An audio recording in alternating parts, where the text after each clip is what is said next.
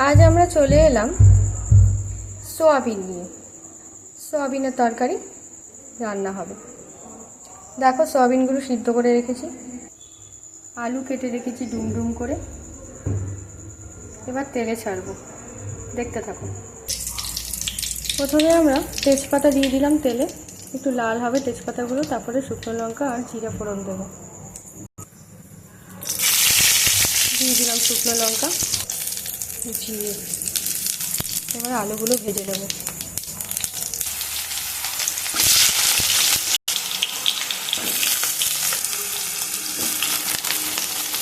একটু লবণ আর হলুদ দিয়ে আলুগুলো লাল করে ভেজে নেব।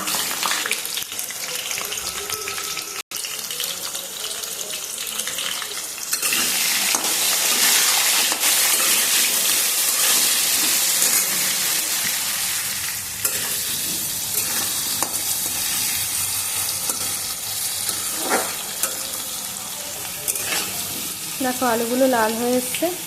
এবার আমরা সোয়াবিন দিয়ে দেবো।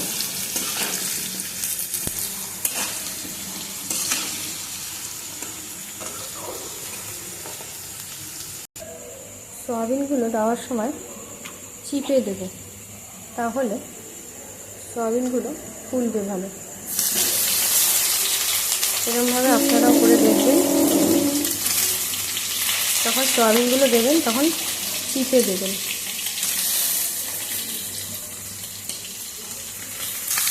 এবার সোয়াবিনগুলো একটু আলুর সাথে ভেজে নেবেন।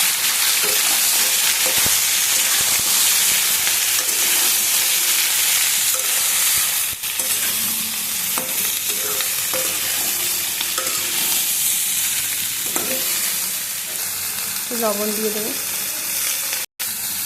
যাতে সোয়াবিনের ভিতরে লবণটা ঢোকে।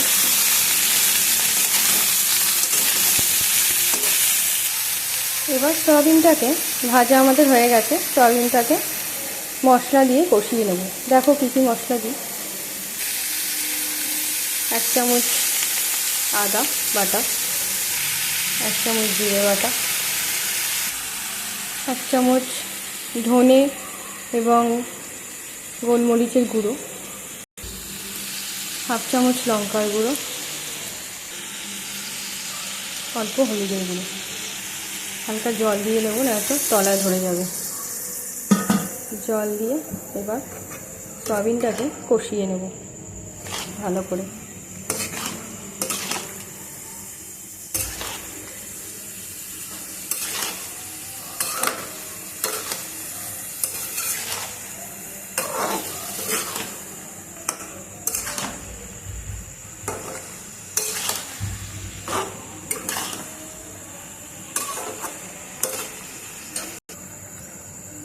এক চামচ চিনি দিয়ে দেবো।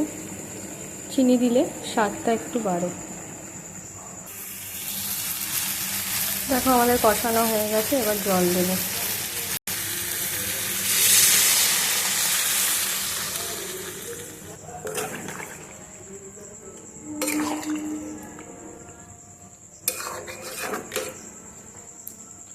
একটা কাঁচা লঙ্কা দিয়ে দেবো।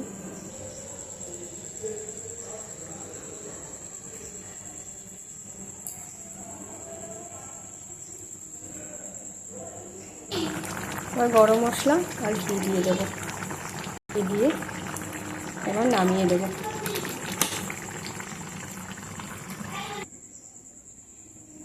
সয়াবিনের ঝোল রেডি। দেখে বলো কেমন হয়েছে। লাইক অ্যান্ড সাবস্ক্রাইব করে দিও প্লিজ।